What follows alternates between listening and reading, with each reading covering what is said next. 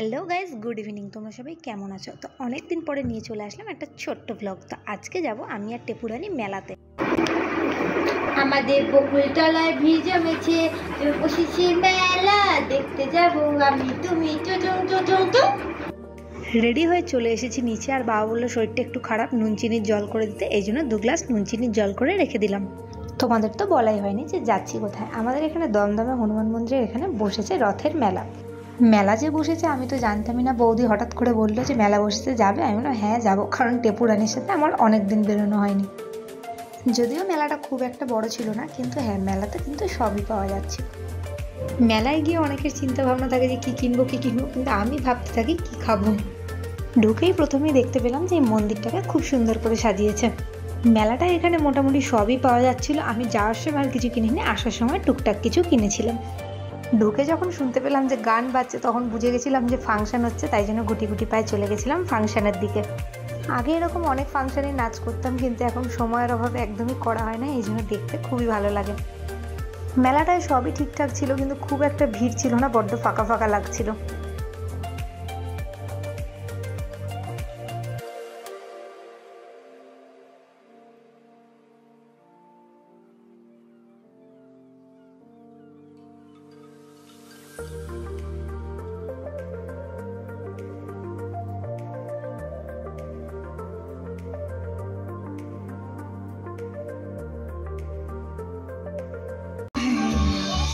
कृष्ण गोविंद हरे मुरारे हे नाथ नारायण वासुदेव।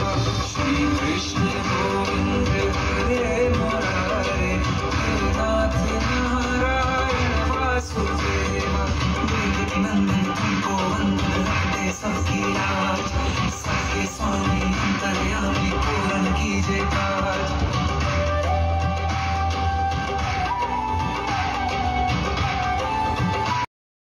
একটুখানি ফাংশন দেখার পরে আমরা চলে এসেছিলাম, আর টেপু গেছিলো মিকি মাউস চড়তে। রাইডসগুলোর জায়গাটাও দেখতেই পাচ্ছ ফাঁকা মতন। টেপু তো এখানে প্রথমে একাই উঠেছিল, তারপরেই পুচকু দুটো এসেছে। এখানে বেশ কয়েক রকমেরই রাইডস ছিল, কিন্তু আমার তো খুবই ভয় লাগে, এই জন্য আমি আর ওইদিকে একদমই পা বাড়াইনি। কেন জানি না, ছোটোবেলা থেকে আমি না দোলনা চড়তে ভালোবাসি, না কোনো রাইডস চড়তে ভালোবাসি, মানে একদম ভালো লাগে না। কিন্তু হ্যাঁ, আমার টেপু যে এখানে নাচানাচি করছিল সেটা দেখতে বেশ ভালোই লাগছিল।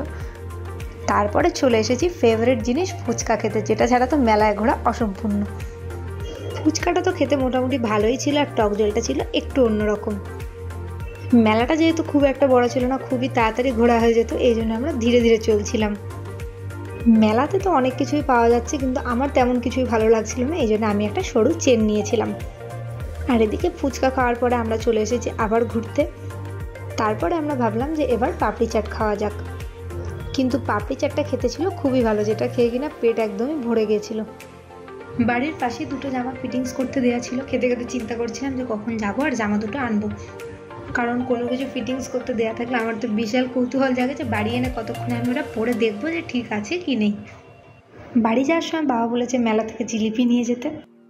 একেবারে রুটি, জিলিপি আর যে জামাগুলো সেলাই করতে দেওয়া আছে সব নিয়ে একেবারে যাব বাড়িতে। আর বাড়ি যাওয়ার পথে দেখি একটুখানি টুকটুক করে বৃষ্টি পড়ছে, এই জন্য আর ভিডিও করা হয়নি। এখান থেকে গরম গরম জিলিপি নিয়ে চলে আসলাম বাড়িতে।